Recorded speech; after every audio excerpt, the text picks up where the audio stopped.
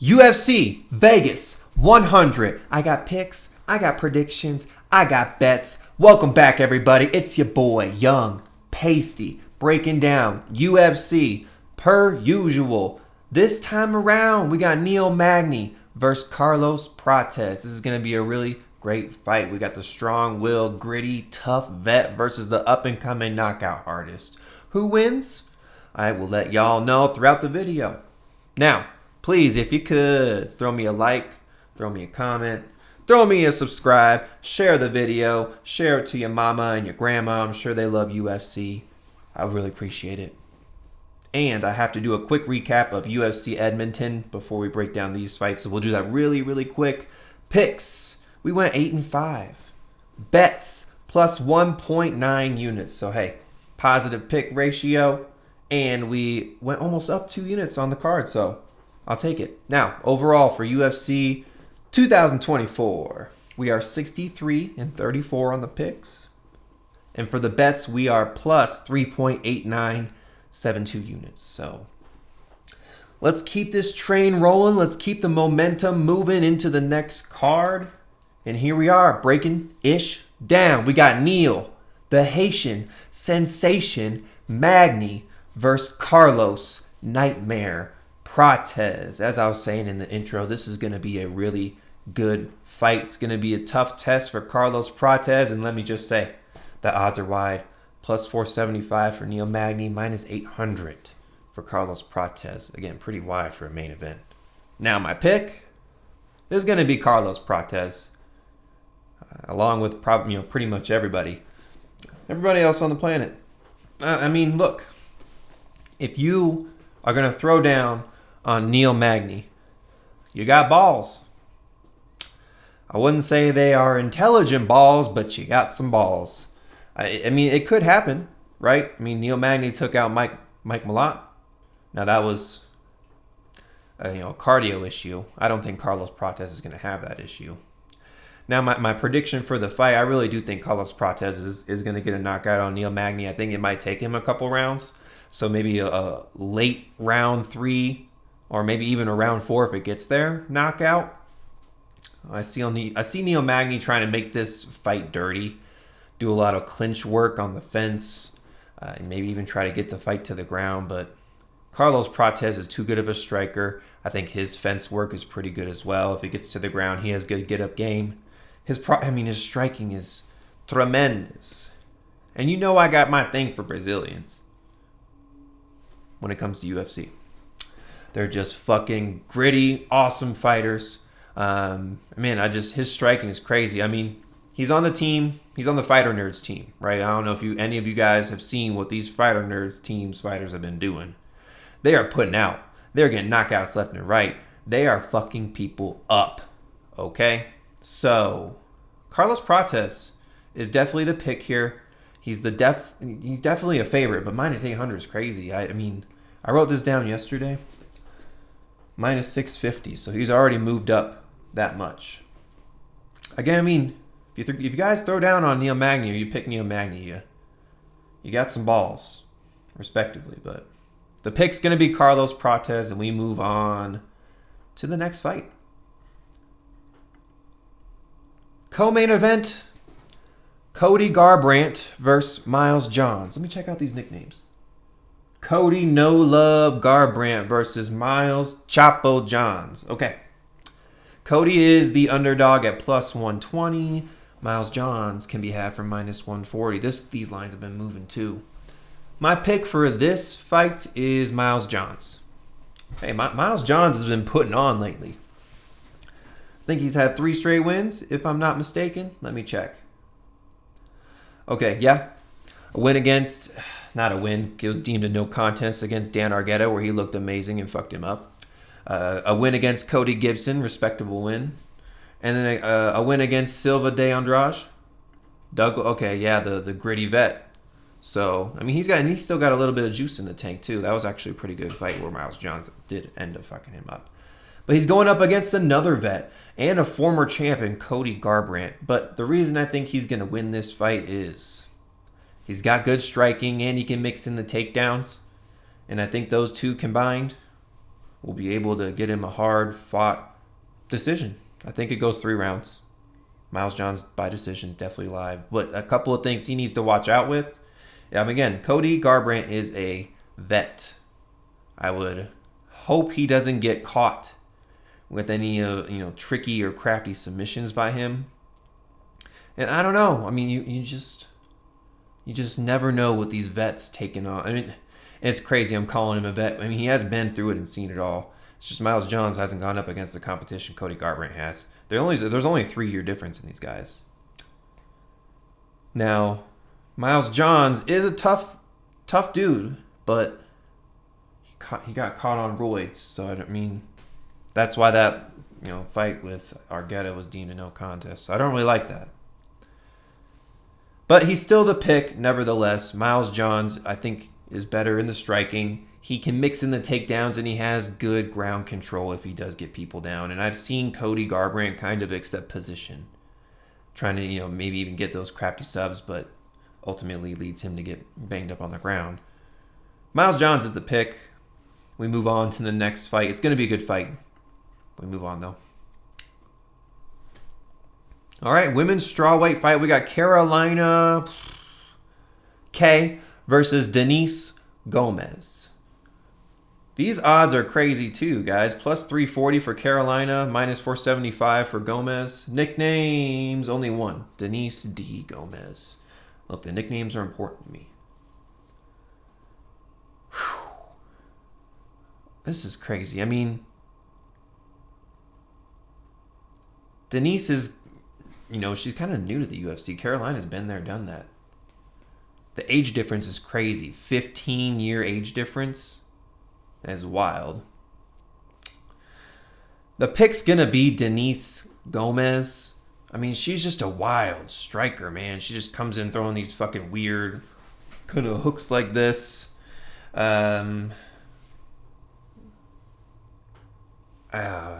kind of a do not bet thing. If I did bet it at all, which, spoiler alert, I didn't, I would probably bet on Karolina, to be honest with you, and I would not be surprised one bit if Karolina wins this fight.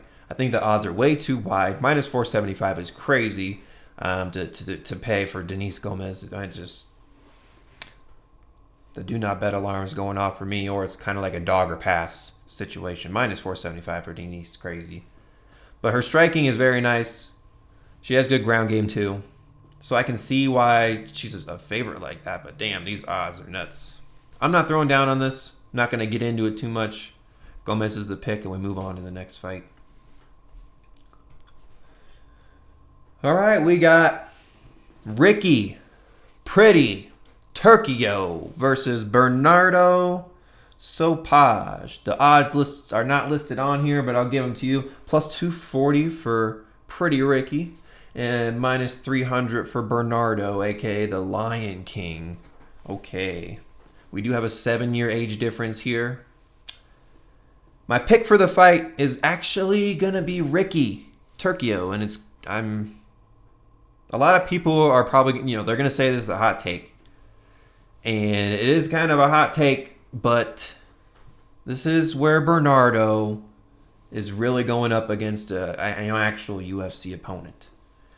And I feel like with this reach advantage, Ricky's experience in the UFC, and look, his striking really isn't that bad. If he can move around and avoid the takedowns of Bernardo, I think that he can slice and dice him up and get him real hurt. Takedown or knockout or takedown by Ricky, unlikely for me to see. If Ricky does win the fight, which I think he does, it's going to be close. It's going to be by decision. He ain't getting no finish in this fight.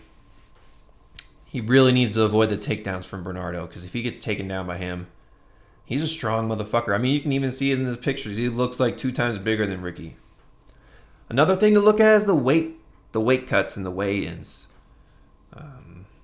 That's really important in this fight here. I don't know if Bernardo's going to look good on the scales or not. But I mean, hey, we'll see. We'll see. But yeah, my hot take for this whole card, we got Ricky Turcios in this fight. He looked really good against Raul Rosas in the first round. and I would say arguably even won that first round until he ultimately got submitted by Raul Rosas. I just think that his height and reach advantage should not be taken for granted. He's gonna. I think it's gonna be the upset of the night. We got Ricky Turcios by decision. I wouldn't be mad if you're on the Sopaj side. I see it. I mean, he's got great power. He has great ground and pound. Could Ricky get knocked out by Sopaj? Oh yeah, definitely. Definitely.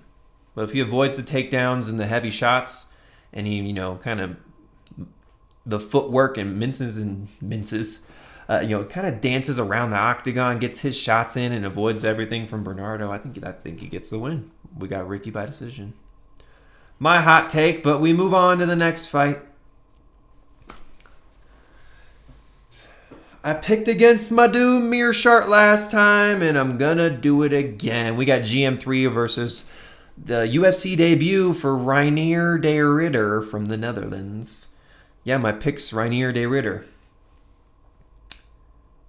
Man, GM3 is a crafty fucking vet. And I just have to give it to him, man. Every time I've doubted him, he's came through for people. And obviously I've been on the other side almost every single time. But here we are again and going against him again. I mean, his experience is crazy. 37-17, that's nuts. That's nuts. He's got almost triple the amount of experience Ryder has. He does. When it comes to the octagon fights. But look, Ritter's looked good. And his only 2 losses have come from championship fights. And I would say pretty competitive up until he eventually got knocked out by this guy. In what league was that in? I saw the fights too. The one championship. Okay. Yeah, this guy that he was fighting, this Malikan guy, he was pretty fucking badass. And he ended up getting knocked out by him both times. But those were his only 2 losses on his career. All the other people that he was taking on, he was fucking up. And I wouldn't say that's, I mean, the UFC is the elites, the cream of the crop, right? When you're fighting in regional shit, I mean, it's hard for me to gauge, you may look good against someone, but, are they the best of a fighter? You know what I mean? So, but the reason I did pick Ridder is because my only threat from Gerald here is the sub. Fuck, he's so good at getting these tricky subs and wild subs that you would never even think of.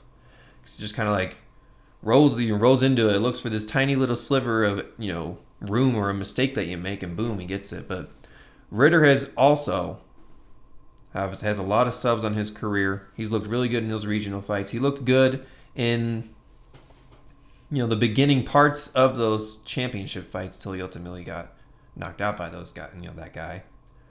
But I think this is going to be a good UFC debut for the guy. I think he's going to get a hard-fought 3-round. I mean, I think a lot of these fights are going to go to decision. But I think Ridder can pull it out. That's my take on the fight. We got Ridder. What are these nicknames? I'm sorry, guys. What's Ridder's nickname? The Dutch Knight? Are you fucking kidding me? Give me the fucking Dutch Knight. Eh? Guarding the windmills and shit. Next fight. Alrighty. Women's strawweight again. We got Luana Pinheiro, no nickname, versus Gillian the Savage Robertson. And with a nickname like that, how could I go against it? We got Gillian Robertson for the fight. Now, nicknames aside, 5'2" for Luana. You're a tiny girl. First off, I actually didn't even take that into my prediction or analysis till now. Wow, you are very small. But Gillian's looked very good in her last few fights. Minus a TKO a decision versus Tabitha Ritchie, which is a respectable loss. But she's looked good the past few years, and I would say Luana, and I'll show you guys, Luana got fraud checked in her career, guys. So, win on Contender Series, gets a win over Ronda Marcos by DQ, meh competition. A win against Sam Hughes, actually respectable, and it was a unanimous decision. Split on a Michelle Waterson Gomes, who didn't really look and isn't, is on the very tail end of her career. I really wouldn't put too much humph into that fight. But then 2 straight losses by actual competition, Amanda Ribas, and then getting submitted by Angela Hill. So she definitely got. I would say she got fraud checked with those last 2 fights. But Gillian's been looking great in the competition she's been going up against. I wouldn't say it's the best either, but they're some of them are respectable wins, right? 2 subs over. I don't even fucking know these people. And she's a UFC vet. Look at where she's been. She's been here and gotten wins over really good people. Molly McMahon. Fucking... no, she lost to Macy Barber. I mean, her losses are respectable too. Myra Buena Silva, Macy Barber, JJ Aldrich, Miranda Maverick. Like this is up against good competition. So she's not losing against bums. She's beating the bums, and she's not getting split decisions. These are all unanimous or by sub. And the fact that she got, Luana got subbed by Angela Hill in the last fight, I just think Gillian puts it on her, man. I think the striking is much better. I think if it does get to the ground, as long as Gillian can, establish top position, I think she has it all day. Were you on the Canada card, right? You were in, they just fought last week. I bet you're a little jealous. Put on for the Canadians again. Where's my maple syrup? Gillian Roberts. Next fight. And we're on to the prelims, guys. And this should be on the fucking main card. Switch this shit with Luana and Gillian. This should be opening up the main card. This is a great fight here. We got Elizeu Zaleski dos Santos versus Nicolas Dalby. We got Capoeira versus the Danish Dynamite. And guys, I got Nicolas Dalby in this fight. This is going to be a dogfight between these guys. Okay? First and foremost. Super excited for this fight. These guys are going to be punching and kicking and beating the shit out of each other. I don't see a knockout incoming, but I see a lot of fist fighting, a lot of blood, a lot of oohs and ahs, a lot of head jerks and fucking kicks and fucking takedowns. It's going to be a great fight. This could arguably be a main event. Now, why I'm picking Nicolas Dalby? He's a dog. He is a fucking dog, and he has looked great in the past 5 fights. And Dos Santos is also a dog, and he has some really respectable wins over some great names. But I think this is a dog fight that he loses. Man, I was going back and forth with this fight. I really think that we're going to see a lot of fence work, which, you say, this isn't exciting, but, I think that's going to be where 40-50% of the fight is. Nicolas Dalby and Dos Santos both love the fence control. But they're both primarily strikers, so I think that they're going to mix that in, and if they do go for takedowns, it's going to be on towards the fence, but I don't really see too much... Excuse me. I don't see too much of a wrestling standpoint from either of these guys. But we got the Danish Dynamite, guys. We got Nicolas Dalby. He's going to be by decision. I don't think these guys are going to get knocked out, either of them. They're tough motherfuckers. If you want to be crazy and you want to be a degenerate, you could look at the props. I would say maybe Dos Santos by submission. Or Nicolas Dalby by decision. I don't think you're getting too good of odds on the... Let's see. Wow. Look at this. Over 2.5 minus 500. Odds makers thinks this is going to the bell, the final bell, and I agree. So, Nicolas Dalby is the pick, and it's essentially a pick of minus 115, minus 105. I wouldn't be mad at you if you picked Dos Santos, and I see the take and the side for him too. I just think Nicolas Dalby can beat him up. Look out for the weird breathing. Nicolas Dalby by decision. We move on to the next fight. Mansur Abdul-Malik versus Dusko Todorovic. What are these guys' nicknames? Dusko, Thunder, Todorovic. Mansur doesn't have a nickname. Minus 370 from Mansur, plus 275 for Todorovic. This is Mansur's debut in the UFC, coming off a knockout win in Contender Series. Dusko lives and dies by the KO. We'll look at his record real quick in the past 5. Look at this. Loss, win, loss, win, loss. Losses coming against good competition. Christian Duncan, Chitty, Gregory Rodriguez. Losses or wins coming up against some bums, to be honest with you. So, does he have UFC experience? Yes. But his losses are coming against, he's not. His losses are coming against, talented people.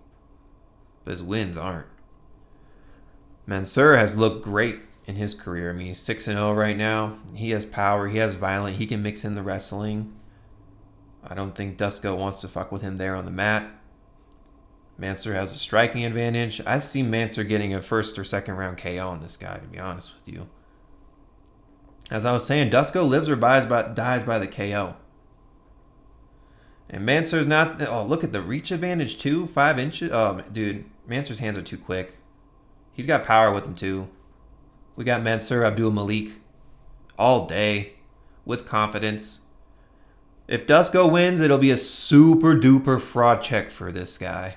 And humbling for his first loss. We move on to the next fight. We have Matthew Semelsberger versus Charles Radtke. What are these nicknames?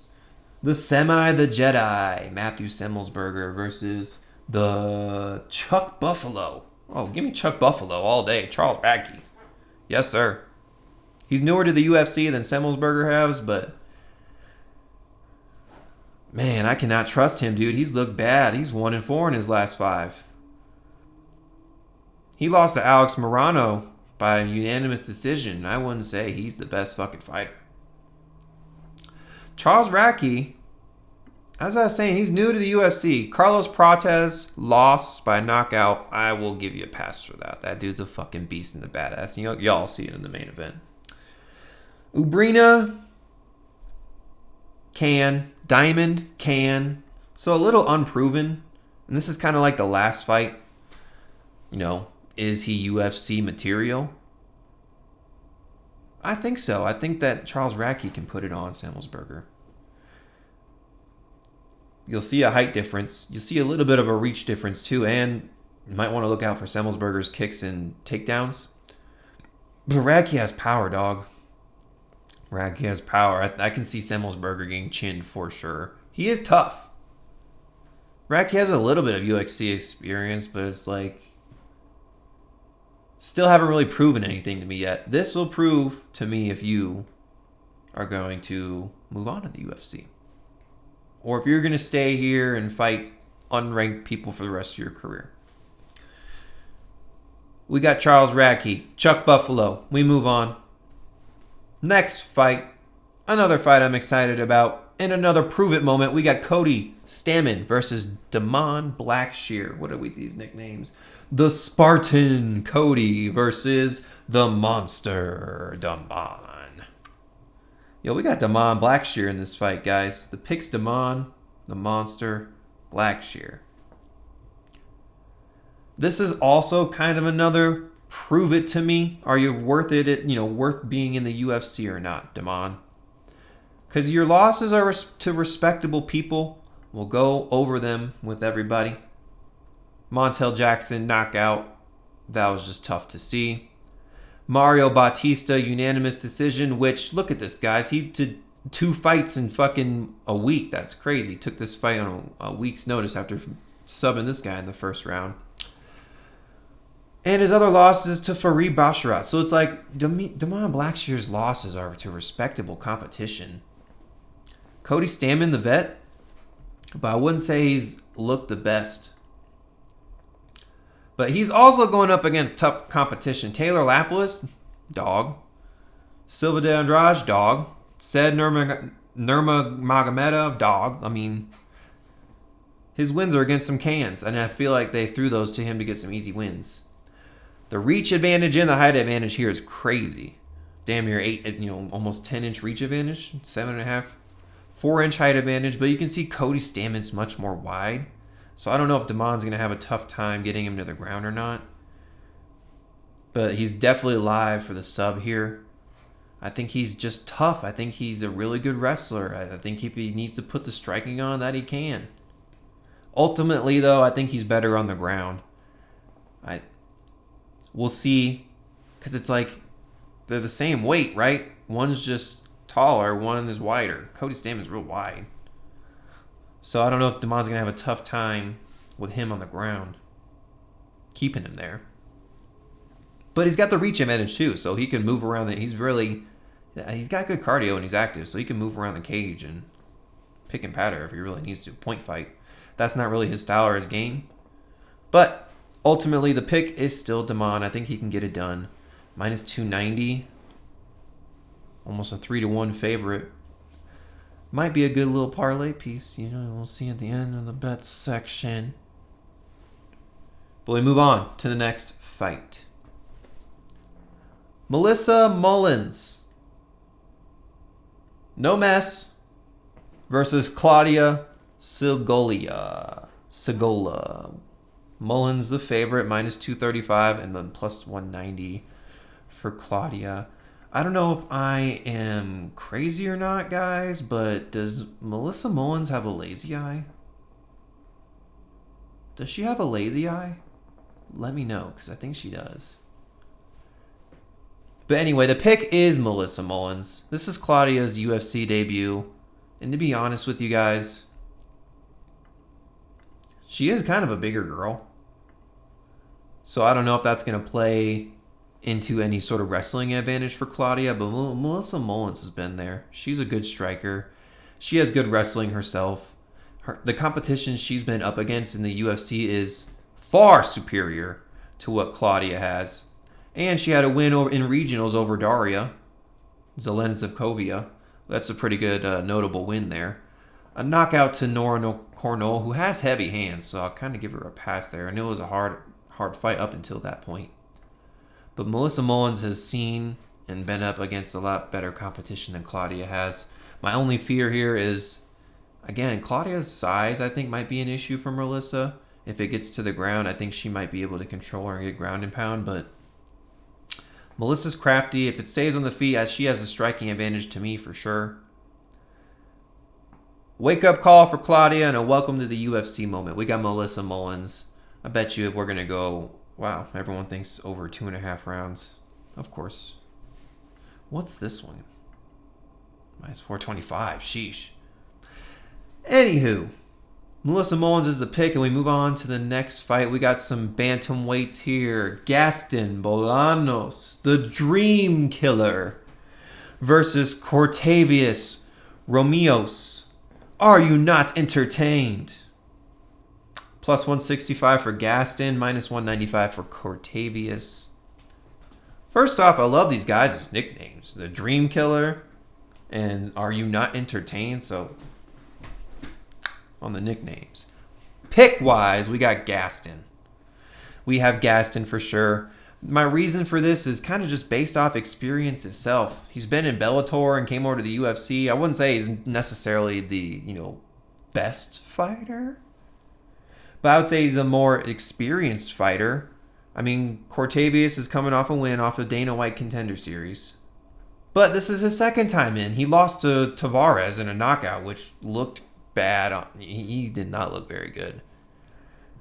And then after your loss on your first Dana White Contender Series, you go out and fight again. But you're fighting in fucking North Iowa? North Iowa fights? What fucking league is this? So you get a fucking armbar submission against some fucking bum? Like Gaston's just going to get submitted against this guy? Look, I am from Iowa. Alright? There's no elite fighters in fucking Iowa. There's good wrestlers. Alright?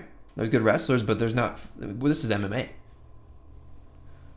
So I don't give him too much credit or any fucking humph in any of his wins whatsoever. So based off experience alone, we got Gaston. I think Cortavius is going to get a wake-up call and another welcome to the UFC moment. We got a lot of... I think this is, the third debut? 4. There are 4 UFC debuts here. That's crazy. But yeah, based off experience fucking alone, we got Gaston. It's going to go 3 rounds. What do the fucking fight odds say? Over 2.5? Hey, that's a good look. In my opinion, this goes 3 rounds because I don't think any of them are going to knock each other out, to be honest with you. And the last fight on the card, we got Tresean Gore, Mr. Vicious, versus Antonio Tricoli Malvado. Minus 185 for Gore, plus 155 for Tricoli. And I initially picked Tricoli, and then I said, what the fuck are you doing? So we switched to Gore. I don't know if y'all saw the last fight Tricoli was in, but he was just so tired by the third round, he could barely fucking move in the octagon, and ultimately Sharabulla ended up just fucking knocking him out. But that was not a good look, man. And then for him to get another, I mean, look, okay, it's tough. Yeah, he took the fight on short notice. And I give him credit for flying all the way to wherever the fuck he needed to fly to. I think it was Brazil to Abu Dhabi or something. And, losing and taking the fight. By the way, he is Mackenzie Dern's husband, so I think that has something to do with why he's even here in the first place. But it's not like he's going up against elite competition in Tresean Gore, right? Tresean Gore got knocked out by fucking Cody Brundage. The bum of Cody Brundage. Are you kidding me? And your wins are against some bums too. Josh Frem and Gabriel Obrenia. Come on now. I think that he gets it done though. I think he knocks out Tricoli. I think that Tricoli's cardio and gas tank issues are going to arise again. You would hope not, since he supposedly has a full camp for this fight, but that was just such a bad look on your end. And the fact that you couldn't even win your Contender Series fight to get into the UFC to begin with. We got Tresean Gore for the opener on this card. And that's all the picks, guys. Thank you if you've gotten this far. Now, we move on to the bets section. Yes, sir. Everyone's favorite section where we make money. Again, last week, plus 1.99 units. We will take it. And we will move on and we'll take this momentum and we'll fucking do it again. Now, the most confident plays of this card for me. It's tough because I don't know if y'all will be able to get these odds, but I'll post where I got the bet from. We got Prates and Blackshear at minus 172. I know, it was super juiced. It was on DraftKings. 1.5 units. 1.25 units. Yeah, I know it's super juiced, but it's super confident. Like, are you kidding me? Prates by knockout. I'm just going to take the money line because when you get on the props, sometimes shit doesn't go as expected. But I know Prates is probably going to get the win. And Blackshear as well. Super confident play as well. So, minus 120, minus 172. I know it's juiced. It's really at the cap end of where I would ever go. But we'll take it. 1.25 units on the Prates and Blackshear play. Next one for the most confident plays, we got Miles Johns. 1.25 units. We got him at minus 148 on DraftKings. Again, another confident play. The odds were moving. I think he was at almost minus 125, minus 130. And yeah, I should have slapped it at that point. But I hadn't done all my full research yet. Even though I was initially leaning him, you never know after you kind of look at things. So Miles Johns is ultimately the second best play of this card. Now we'll move on to the half unit and below plays. We got Nicolas Dalby, guys. We're going to throw half a unit on him, minus 115 on DraftKings. Hey, good odds for a dogfight, which could go either way, but I think Dalby will end up, knocking out a good decision in that fight. And minus 115, good odds. I can't complain. We move on to the next play. This is the women's play. Mullins and Robertson. I was almost tempted to put a full unit on this, but it didn't. It ended up playing out the way I wanted to. If the odds were better, I would have, but I mean, and still, minus 115 is still not bad odds for these two confident plays. But if it was any sort of plus money over like plus 140 or something, I probably would have slapped a unit on it. But still a confident play, Mullins and Robertson. Next, this is my prove it to me parlay. We got Abdul and we got Ritter. We got half a unit on it at -143 from DraftKings. And then we move on to our tiny play. This is also kind of another prove it to me. We got Prates, which I think is a lock, and just to kind of get this number down, and then we combine him with Radtke. We got that for -116, another good number there. So no, this week no plus money bets, except for my extra bet, which I'll just spoil to you guys. I myself am gonna put a quarter unit on fucking Ricky, on Pretty Ricky. You can tell me if you guys want to, but that's not included in the regular bets. It's just kind of a fun bet. So our total for the official bets here is 4.25 units. Yeah, I know we usually do like 6 or 7 on every card, but you know, I pick and choose where my plays are. This is where I could find the best value and what I believe will play out and end up happening. So 4.25 units on the card. The extra on Pretty Ricky if you want to. Again, that was at +240. The odds were a little slow to come out. That's why I'm putting this out as an extra. So, and it's just kind of a fun play. Thank you for showing up and watching the whole video. If you've made it this far, subscribe, like, share, comment if you could. Young Pasty appreciates your support. I think, again, UFC Vegas 100 going down early this weekend. Starts at 2 p.m. Mountain Time. And hey, let's get this money. Let's get this cash. Let's get this pick rate up. Let's get this unitage up. I'm out. Bye, everybody.